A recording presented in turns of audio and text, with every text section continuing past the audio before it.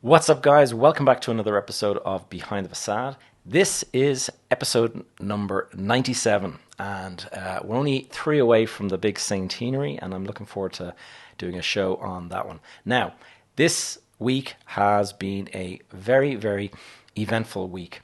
1 week ago today, I got married, and so I have a new wife. Ilga is her name, and thank you to the various people out there who sent WhatsApp messages and left posts and stuff in Facebook. So I'm grateful for all of that. It's been a happy time. I've been at home with the kids, and all of that is very, very positive. On the other side of it, then, in the last 24 hours, Russia has invaded Ukraine. And why am I bringing that up here? Well, because my wife is Moldovan, which, if you're familiar with geography, you'll be aware that Moldova is on the border of Ukraine. And there has been events in the last 24 hours that have actually scared my wife. She has family living there, and they can actually hear bombing and they can hear explosions and stuff. So it's all getting very close to home. So I had intended today to be a bit of a talk on the future of work and how it relates to, whether you work from home or whether you're going to work in the office, what it'll do to the office sector. That is going to be postponed to another episode. I can't really talk about that when these events are going on. Hopefully I'll compose myself and we'll talk about that at another time. So without further ado, let us get into the episode.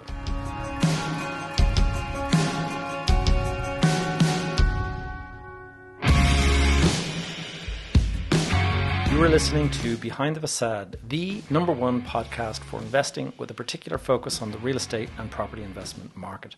I am your host, Gavin J. Gallagher, and on this podcast, I'm going to be exploring the mental and emotional game often playing out subconsciously, both in your mind and the mind of everyone else in the real estate market.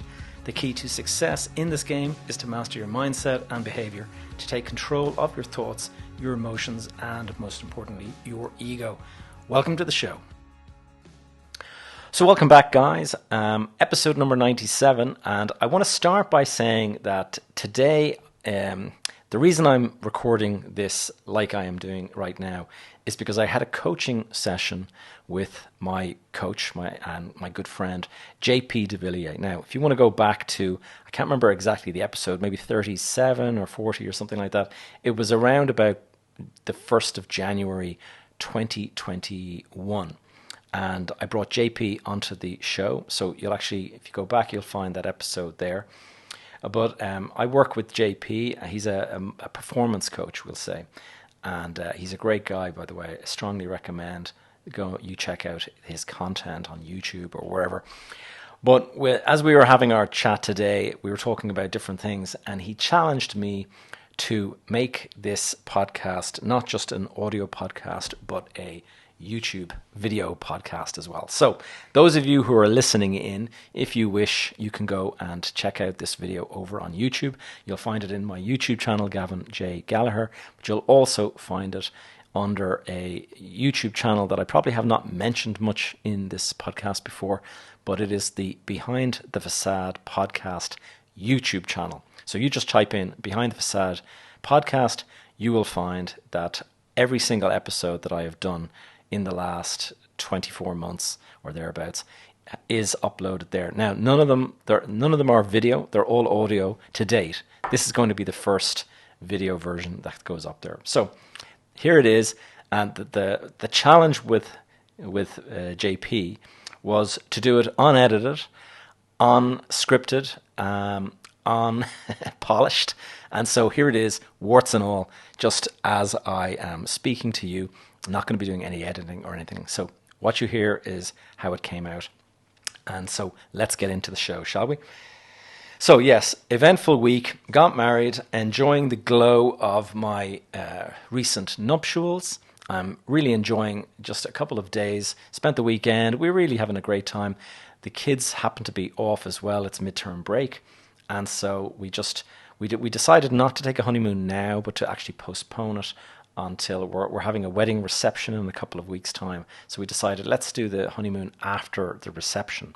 And so that's what we've planned to do. And that's all fine. we decided to kind of just hang out with the kids during the midterm break, which has been nice. And everything was going great until 24 hours ago, and Russia invaded Ukraine. Now, that may, to anyone who doesn't have relatives or anything like that in Ukraine or in the Eastern Europe area, this episode might seem very unusual. You come here for real estate advice, real estate guidance, investment advice, and whatever it might be, interviews and things like that with thought leaders from the real estate space.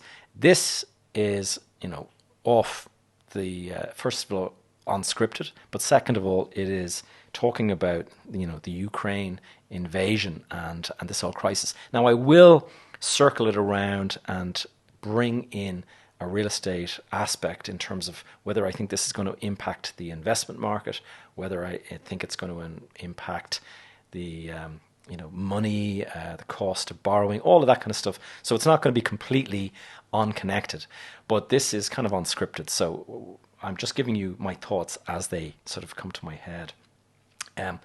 So in the last few days, I have been watching the Russian tensions, and you will have heard me talking about this in the past. I always talk about the fact that there are the four E's. There's your ego, there's your emotions, there's the economy, and then there are events. And I usually refer to geopolitical events like this, the invasion of a European nation by another nation is a pretty big event. And in terms of the world stage, this is way up there. I mean, there's nothing like this in the last 70 years. This is effectively like World War II. It's that serious. And so this is something that I think we should all be paying attention to, whether or not we get obsessed with it. I have a particular reason to be quite closely watching this. My new wife, Ilga, is Moldovan. She's from Moldova. And if you check your geography, Moldova is nestled right in next to Ukraine. It is borders the country. And as my wife was growing up, it's a landlocked country. Moldova is landlocked. As she grew up, she used to go if she wanted to go to the seaside, to the beach, whatever, they would jump in their car and they would drive to Odessa in on the Black Sea, and that is in Ukraine. And Odessa is currently being bombed by the Russian military. And it's only about a 2-hour drive or 3-hour drive from where my wife grew up. So this is all pretty close to home. But even closer is the fact that two of her grandmothers are living on the border with Ukraine. And when I say on the border, like literally a couple of kilometers from the border.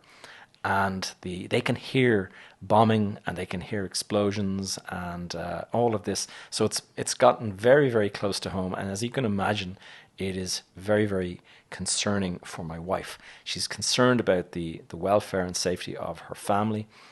And the funny thing is, in the immediate aftermath of our wedding last Friday, we were talking about, will we book a honeymoon or will we just stay home? And then we said, why don't we go to Moldova? And why don't we go and visit the family and bring the kids along? It's midterm break. We can take the kids and have a couple of days where they get to see their granny and stuff.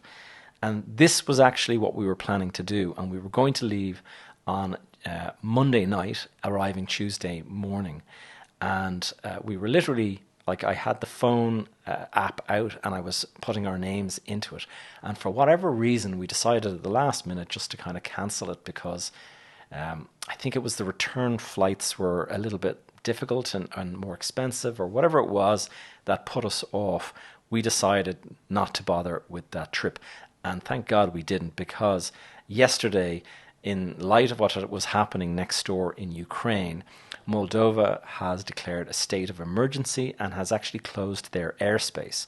So we would not be flying out on the flight this evening, and we would be stuck in Moldova, unable to get a flight. I mean, we could obviously drive to Romania, but Romania, the drive is about 2.5 hours just to get to the border of Romania. And then you have, it's a big country, Romania. You have hours and hours until you get to the next airport. So first of all, we feel very lucky that we didn't go on the trip with our kids.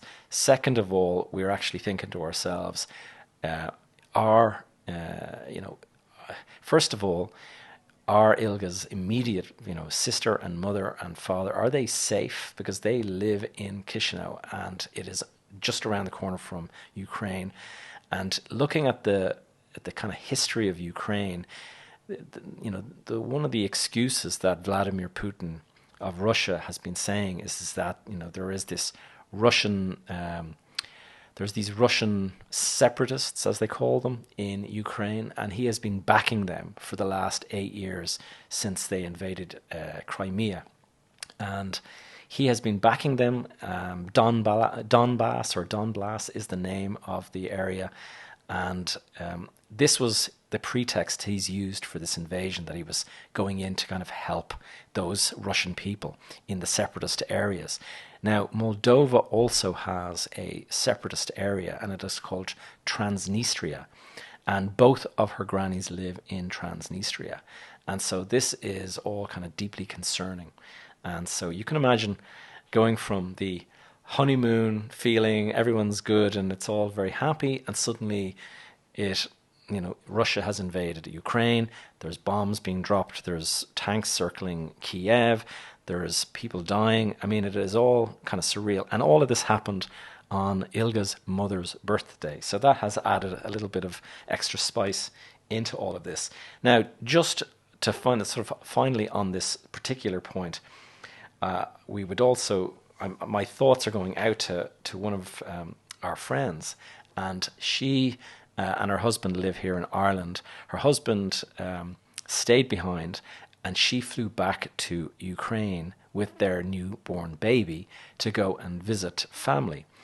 And she's back in Ukraine for the last couple of weeks. These tensions have been building up. Everyone kind of thought that it was an awful lot of talk, that it wasn't actually going to go anywhere. And then suddenly yesterday, the bombs started going off and airplanes and everything.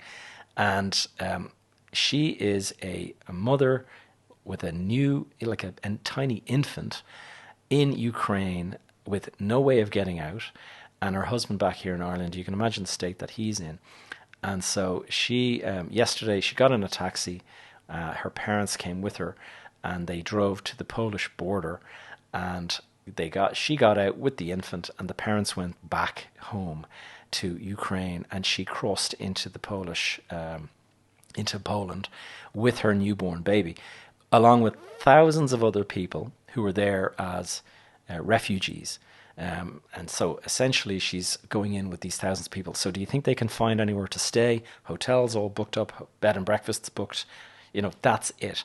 And so try doing this with an infant. The baby is less than a year old. And so, I just think that we have to kind of take stock of the situation that we're in. If you're not affected by this all seems very removed. But when you know people that are going through this, and when you're getting phone calls from them and they're running for their lives and stuff like that, it all brings it very, very close to home. And it does make me feel incredibly grateful for the life and stuff that I just take for granted.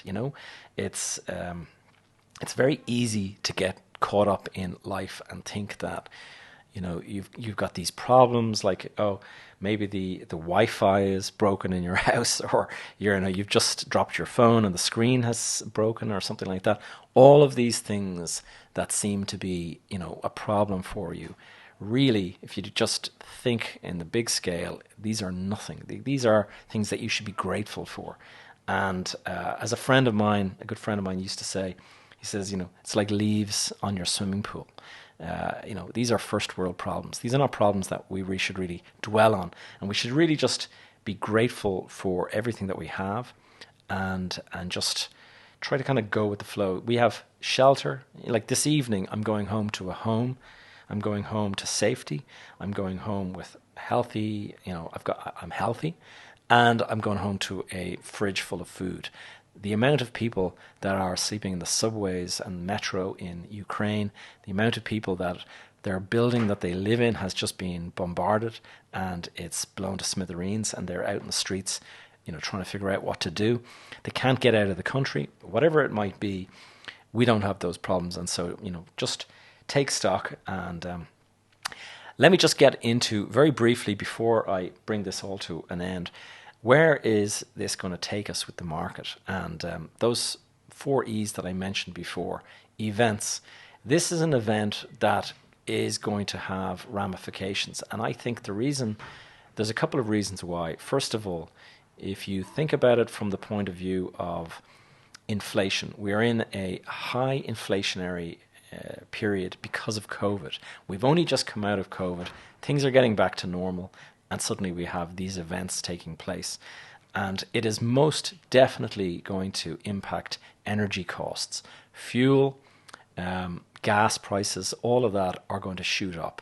I was watching the news yesterday, and the cost of Brent crude oil shot up something like 7 or 8% just on the day. And this is going to filter through into our pockets. It's going to cost, it's going to, for us to go and switch on the electricity bills are going to be going up. Everything is going to be going up, and that is going to feed into the inflation that was already a problem. And so it's going to mean that there's probably going to be greater pressure on central banks to do something about this inflation. And so potentially, who knows, will it impact our borrowing rates? I think it probably will. Will it impact prices of property? That's a big question. Personally, I don't think it will to a great extent because, and I've gone into it in the past on this podcast, we've got, here in Ireland anyway, we've got massive supply-demand imbalances, and so that is just going to continue to drive the price of property in the market. But it may impact sentiment, because when you've got war going on in Europe, it could just make people a little bit more cautious about investing, and so it could just dry up the investment market, or what it might do is it might impact the stock market, which might have this kind of wealth effect or a wealth reducing effect. So that is potentially something that could also impact us. In terms of just the bigger picture, I'm a little bit concerned that Ukraine could expand into a wider problem for Europe. You've got Vladimir Putin, he started a war. I don't know he is a master tactician, or he has been in the past.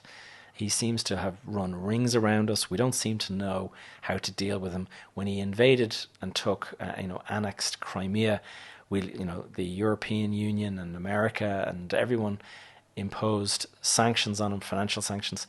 Did that have any effect? It's like, he brushes it off like water off a duck's back.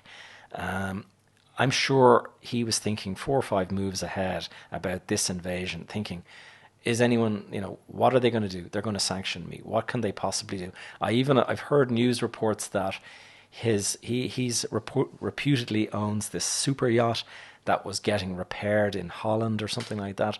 And a couple of weeks ago, even though the repairs had not been finished, it was ordered back to Russian waters.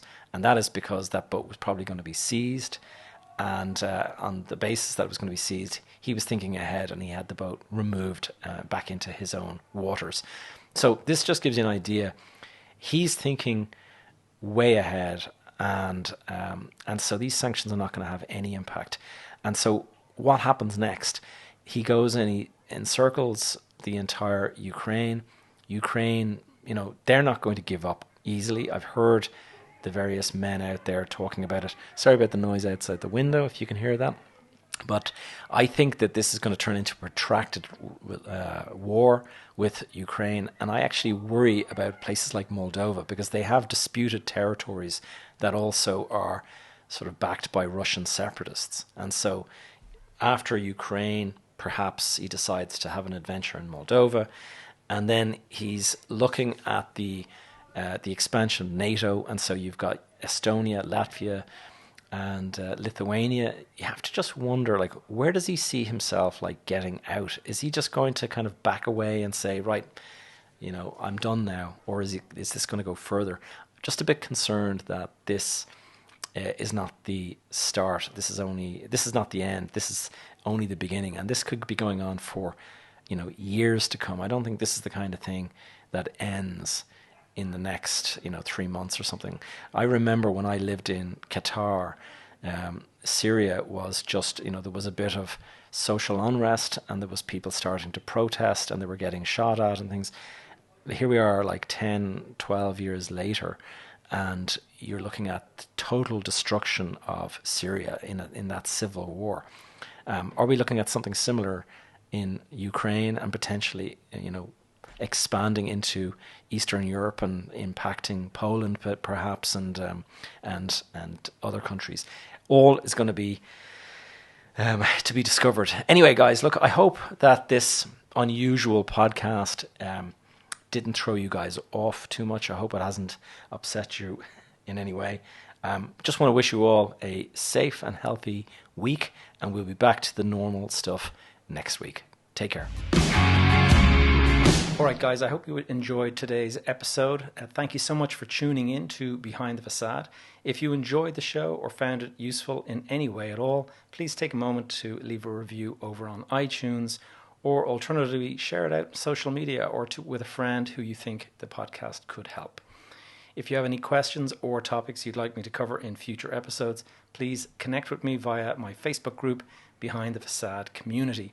And the long-time listeners will be aware that I have a YouTube channel called Gavin J. Gallagher, where I have recently begun posting these episodes. These actual podcast episodes are up there to watch, and shorter videos from the construction site that we have at the moment, and various other kind of bits of advice and stuff that I put up there. So go and check it out.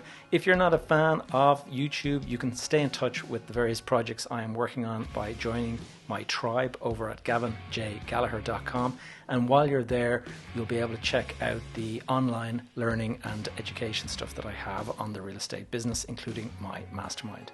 That's all for now, guys. I'll see you back here next week.